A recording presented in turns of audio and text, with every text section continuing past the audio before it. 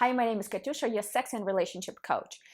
So we talked about arousal non-concordance, and if you have not watched that video, please pause this one, go watch Psychology of Sexuality, Arousal Non-Concordance, and then resume watching this video. So no woman is asking a question. If my genitals are not telling me if I'm aroused, how do I know if I'm aroused? Women know when they're internally desiring, when they're internally emotionally aroused. Men are asking those questions, and it's very understandable, especially for men who experience a high concordance between their genitals and their internal desire.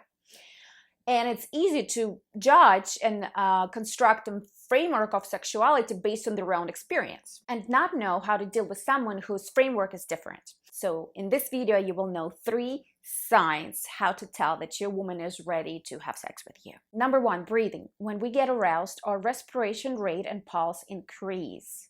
And we hold our breath for like a long time. And then we take in that air hungrily, right? And I'll include a little bit of the sound here too. You know those squeaky sounds that you hear in pornography? Those are fake sounds. When woman is really aroused, she's making those chest noises, like deep chest noise. It's not the head voice. Number 2, muscle tension in her abdomen, her buttocks, thighs, wrists, feet, calves.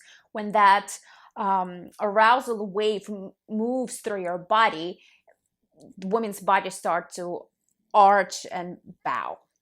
And number 3, most importantly, words. Now this is where, gentlemen, please have a conversation with her about it. Now this can be challenging because a lot of women, they still feel ashamed and embarrassed to talk about their desires, and that's due to social conditioning. But before you do that, there are still shortcuts where you can tell that she's ready to accept you, and that's yes, please, more.